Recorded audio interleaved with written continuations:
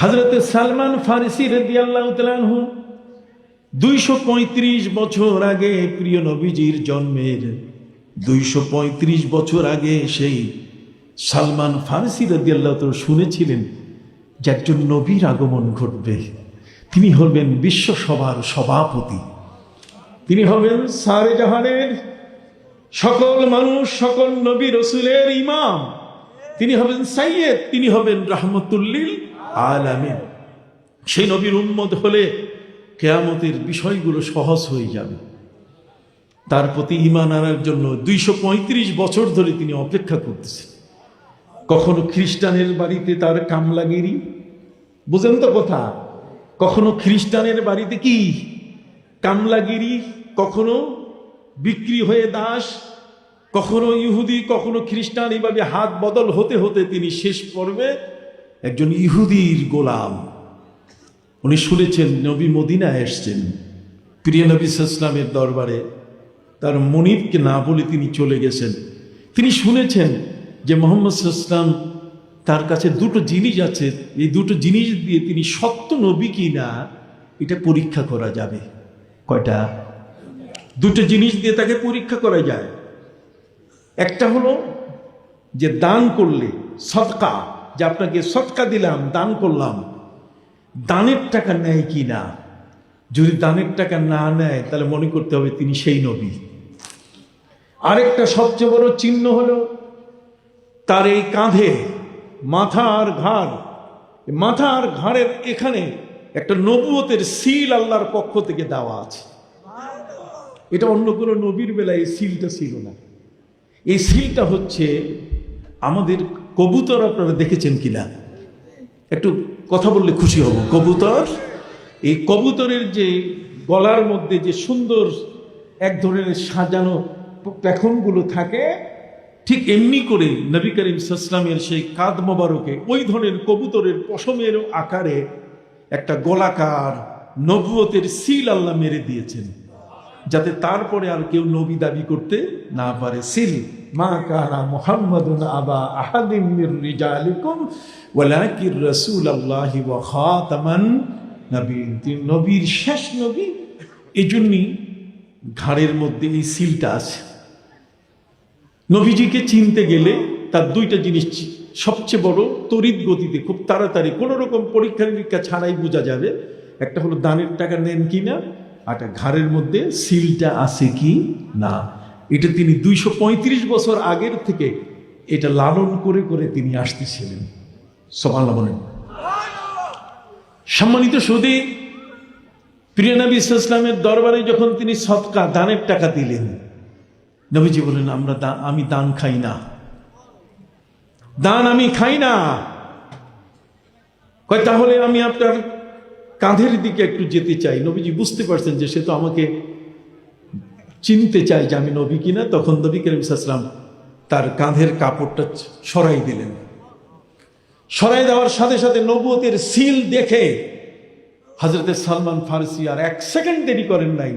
কথা কথা, চিল যেমন মুরগির বাচ্চাকে ছো মারে, হযরত সালমান ফারসি রাদিয়াল্লাহু তাআলা নবীজির সেই নবুয়তের সিলটার মধ্যে মুখ লাগাইয়া চুমা দেওয়া শুরু করলেন। সেই সালমান ফারসি নবীকে পেয়ে এখন মনের দুঃখের 235 বছরের ইতিহাস তিনি বলা শুরু করলেন। সুবহানাল্লাহ বলেন। এই 235 বছরের ইতিহাসের শেষটা যেটা, সেটা হলো যে আমি একজন ইহুদির গোলাম। নবী কি করে আমি রক্ষা পাবো? নবীজি বলছেন তোমার ইহুদিকে বলো যে আমি মুসলমান হয়ে গেছি। নবীজি তাকে কলেমা পড়ালেন। 235 বছর বয়সের একটা মানুষ নবীর কাছে কি কালেমা পড়লেন। অনেক লম্বা হায়াত না?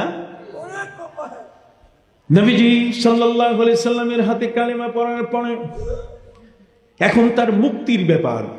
ইহুদির গোলামি থেকে বাঁচবে কেমনে, এই দায়িত্বটি আমরা, একজন লোক যদি আমাদের সমাজে হিন্দু থেকে মুসলমান হয়, খ্রিস্টান থেকে মুসলমান হয়, আমরা মনে করি বেটা যা হইছো, তুমি তোমার ভালো কাজ করছো না। আমাদেরও দায়িত্ব আছে তাকে সহযোগিতা করা, ঠিক কিনা? অমুসলিমদের অর্থ দিয়ে, জায়গা দিয়ে তাদেরকে যতটুকু সহযোগিতা দেওয়া যায়, এটা হলো আমাদের দায়িত্ব। অতএব প্রিয় নবী সাল্লাল্লাহু আলাইহি ওয়াসাল্লাম বলেন, ঠিক আছে, আমি কি করতে পারি? তুমি তোমার ইহুদি মালিককে বলো, তোমার ইহুদি মালিক কোনো শর্ত দেয় কিনা, না এমনি এমনি ছেড়ে দেয়, ও তো এমনি তেলে বেগুনে জ্বলে উঠবে যে তুমি কালেমা পড়েছ আমার কাছে।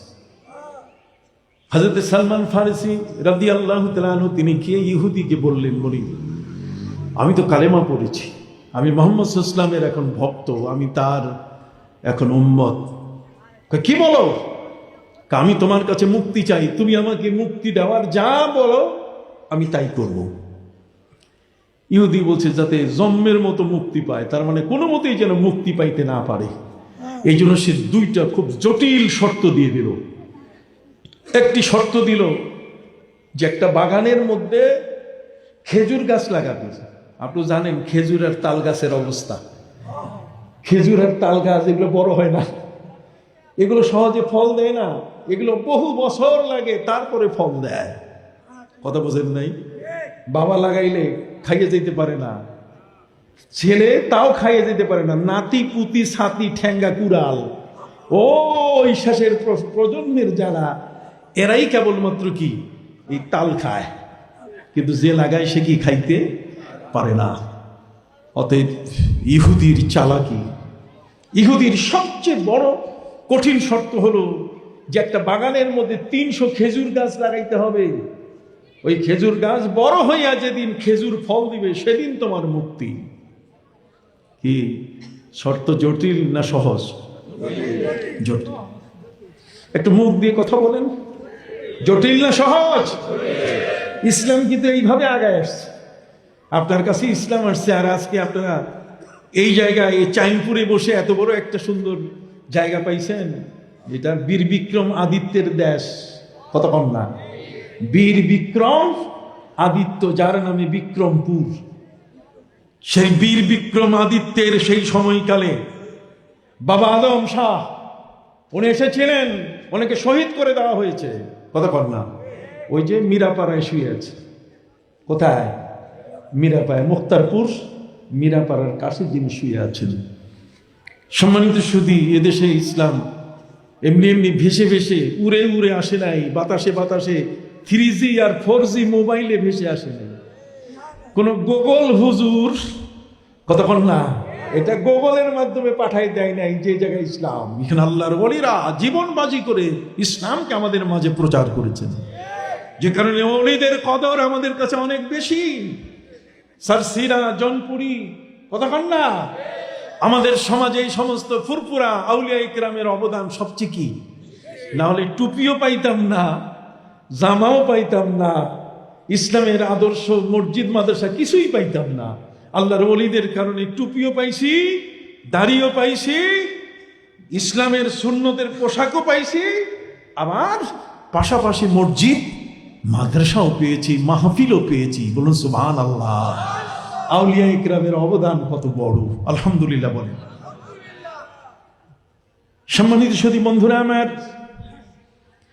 হযরত সালমান ফারসি রাদিয়াল্লাহু তাআলা আনহু তিনি তার ইহুদি মালিককে বললেন, রে মালিক মুনিব, তুমি বলো কি লাগবে তোমার, আমি পরিশোধ করব। সে তো শর্ত দিয়ে দিল 300 গাছের একটা কি খেজুর বাগান। খালি বাগান কইলে হবে না, কি বলতে হবে? খেজুর শব্দটা যোগ করতে হবে, তাহলে বোঝা যাবে যে এটা সাধারণ বাগান না, একটা খেজুর বাগান। আর একটা হচ্ছে 1 বস্তা, 2.5 মণি বস্তা আছে না? এখন তো 25 কেজির চাউলের বস্তা আসছে, এটা আবার 10 কেজি হয় কবে আল্লাহই জানে। এখন তো 1 কেজিও আছে, আছে কিনা? ওই যে ফরচুন অমুক তমুক 1 কেজি।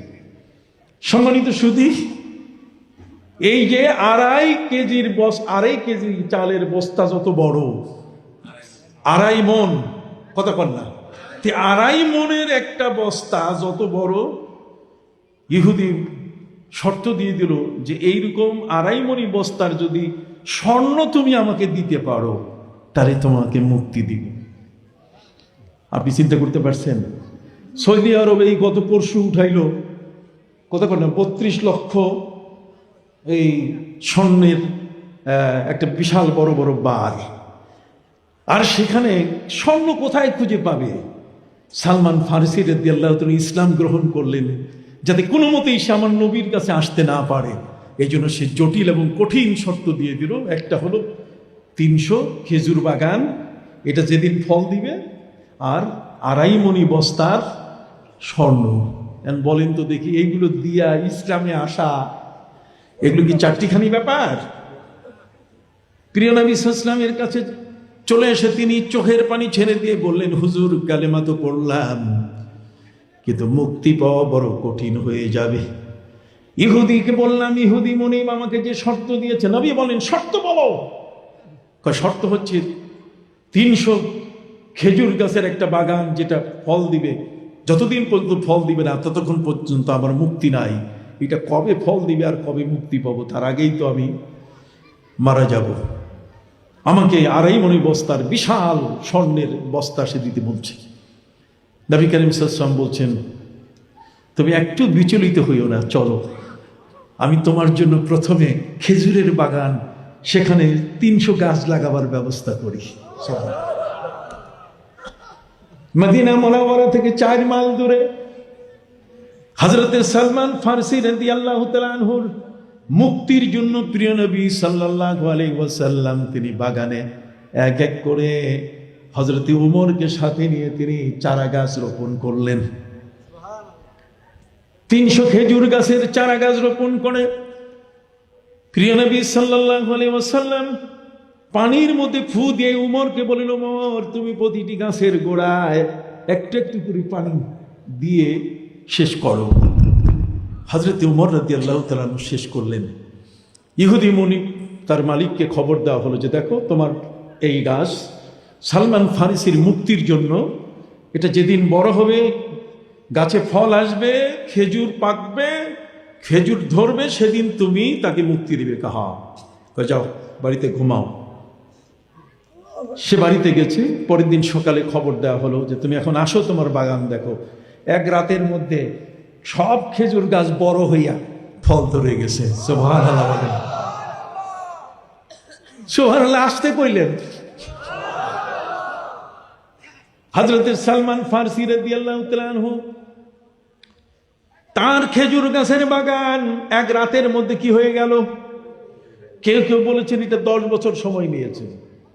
কথা বলে গেছে, যেটাই হোক 10 বছর হোক আর 1 রাত হোক, প্রিয় নবী সাল্লাল্লাহু আলাইহি সাল্লাম তাকে মুক্তির জন্য যে ব্যবস্থা দিলেন, সে ব্যবস্থায় ইহুদি তার সাথে আর পারল না। এখন 1 বস্তা কি স্বর্ণ লাগবে, পাবে কই? নবী তো স্বর্ণের ব্যবসা করেন নাই, উনি তো জুয়েলারি ব্যবসায় ছিলেন না। অতএব প্রিয় নবী সাল্লাল্লাহু আলাইহি ওয়াসাল্লামের কাছে একজনই একটা নাকের ফুল, একজন মহিলা একটা নাকের ফুল হাদিয়া দিয়েছেন নবীজি সাল্লাল্লাহু আলাইহি ওয়াসাল্লাম। নবী করিম সাল্লাল্লাহু আলাইহি ওয়াসাল্লাম তিনি খবর দিয়ে দিলেন সালমান ফারসিকে যে আসো, তোমার মালিক যে স্বর্ণ চাইছে, আসো।